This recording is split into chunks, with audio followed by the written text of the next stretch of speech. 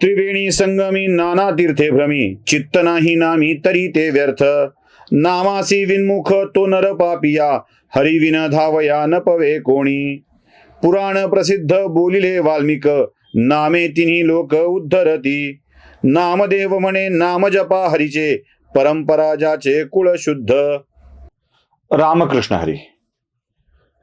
त्रिवेणी संगमाच्या तीर्थाटन करून सुद्धा किंवा सगळ्या तीर्थस्थळावर जाऊन सुद्धा आपल्या चित्तात नाम नसेल, ईश्वराविषयीची श्रद्धा नसेल, तर आपण ते पुण्य मिळवू शकत नाही, ईश्वराची प्राप्ती करू शकत नाही.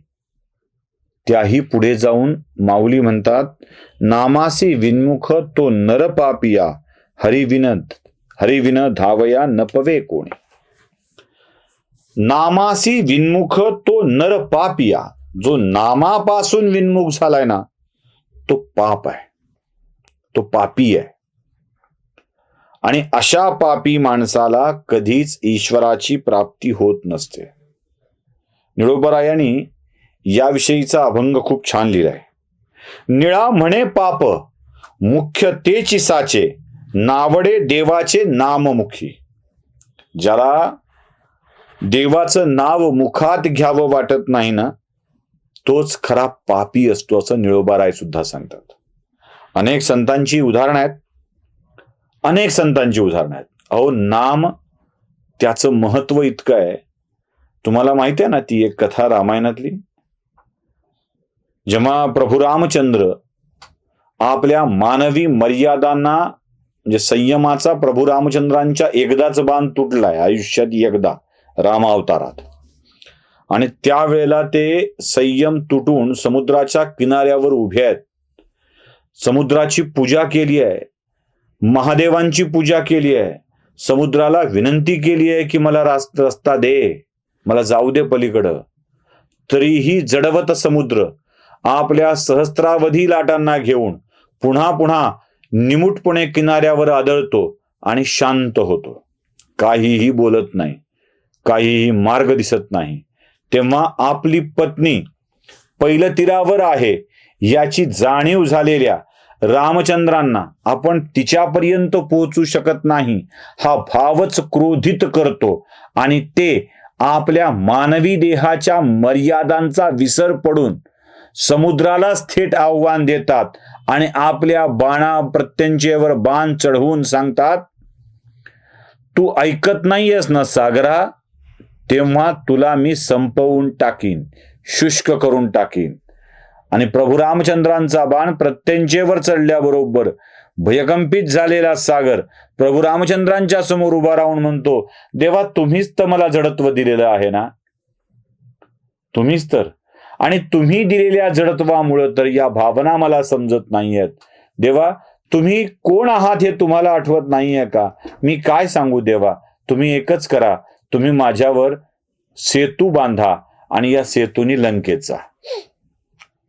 सेतू बांधायचा ठरला. नलनीलांसारखे कुशल वास्तू विशारद प्रभू रामचंद्रांच्याकडे होते आणि त्यांनी त्यांच्यावरती ती जबाबदारी दिली. नलनीलांनी दगडांचा सेतू बांधायचं ठरवलं, पण हा सेतू काही तयार होत नव्हता, कारण दगड समुद्रावर टाकला की तो न तरंगता बुडून जात होता. अशा वेळी एकच उपाय सुचला हनुमंतांना, आणि तो सुरू केला. राम नाम घेऊन दगड काढायचा, त्यावर राम नाम लिहून तो टाकायचा. दगड राम नाम घेऊन काढायचा, उचलायचा, आणि राम नाम लिहूनच तो टाकायचा समुद्रात. काय आश्चर्य, रामनामाने दगड तरून जाऊ लागले. ज्ञानदेवांनी रेड्याच्या मुखातून वेद वदवले, रामनाम लिहिल्यावरती दगड सुद्धा तरतो. दोन्ही प्रतिकात्मकता, दोन्ही प्रतीक खूप उत्तम आहेत. म्हणजे मी ह्याची कथा खरी की खोटी हे सांगत नाही आहे. राम नाम लिहिलेलं असल्यावर मृतप्राय असलेला दगड सुद्धा तरून जातो, आणि ज्यावरती रामनाम लिहिलेलं नाही तो पडतो. विचार करा, रामनामानं दगड तरत असतील तर मग आम्ही तर हा संसार तरून जाऊ की नाही, हा भवसागर पार करून जाऊ की नाही. हा संसाराचा मायावी भवसागर तरायचा असेल तर राम नाम आमच्या मनात असलं पाहिजे, आमच्या चित्तात असलं पाहिजे. हे रामनामच आम्हाला तरुण नेऊ शकतं, हे आमच्या लक्षात आलं पाहिजे. त्यातली पुढची ओळ फार सुरेख आहे. ते म्हणतात की हरिविन धावया नपवे कोणी, नामासी विनमुख तो पापिया. तो बुडणार आहे, पापी बुडतोच. पापाच्या भारानं जडत्व आलं की पापी बुडतोच. हे वारंवार सांगितलंय. आपल्या लक्षात येत नाही ते. आपण काय करतो, आपण पारायणामध्ये गर्क असतो, तीर्थाटन करतो, पारायण करतो आणि या पारायणांच्या मध्ये गर्क असतो.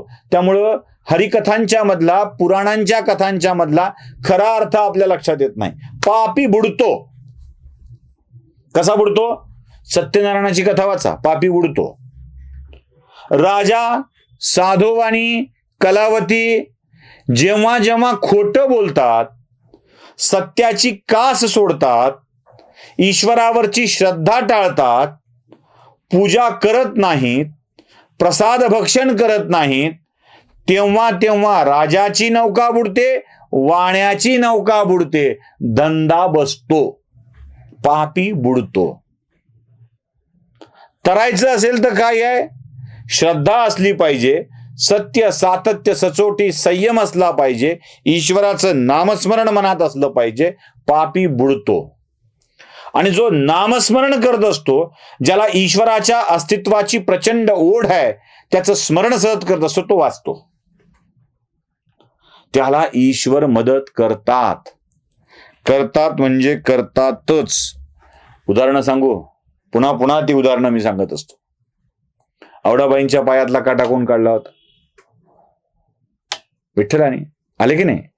तुकारामांच्या नामस्मरणाचं महत्व एवढं की देवाला शिव्या घालणाऱ्या आवडाबाईंच्या पायातला काटा काढला. जनाबाईंसोबत दळण कांडण करायला कोण आलं होतं? आला की नाही विठ्ठल? हो, नामस्मरणाचं महत्व एवढं आहे. संत कान्होपात्रांचं उदाहरण तुम्हाला किती आहे? नको देवराया अंत आता पाहू, प्राण हा सर्वथा फुटो पाहे. हरिणीचे पाडस व्याघ्रे धरी येले, मजलागी झाले तैसे आता. तुझ्या नामस्मरणाची गोडी एवढी आहे की तुझ्यात मिळून जावं वाटतं. देवराया अंत पाहू नकोस. हरिणीच्या पाडसाला वाघानं पकडावं आणि हरिणीची जी अवस्था होते तशी माझी झाली आहे. एक गणिका सातत्यानं देवाचा धावा करते आणि देव तिच्या मत्तीला धावून येतो. जन दूर दूर हो म्हणती, तुझं भेटू कवण्यारी ती. चोखोबा प्रश्न विचारतात आणि विठ्ठल भेटायला बाहेर येतो. नामस्मरणाचं महत्व आहे. हे नामस्मरणाचं महत्व आहे. ही नामसाधना ना विलक्षण आहे, विलक्षण. अगदी 3 वाक्यात सांगू काय नामसाधना? सगळ्यांना सगळ्या साधना करण्याचा अधिकार नाही, जमतही नाहीत, करताही येत नाहीत. सगळ्यांना सगळ्या साधना करण्याचा अधिकार नाही, करताही येत नाहीत, क्षमताही नसते. अधिकार नाही म्हणजे क्षमताही नसते. एकाला सगळ्या साधना करण्याचा अधिकार नाही, जमतही नाही, करताही येत नाहीत. पण एक साधना सगळ्यांना करण्याचा अधिकार आहे, तो म्हणजे नाम साधना. कोणीही करू शकतं अशी साधना म्हणजे नाम साधना. त्यामुळं ईश्वराचं नाव आपल्या मुखात असलं पाहिजे.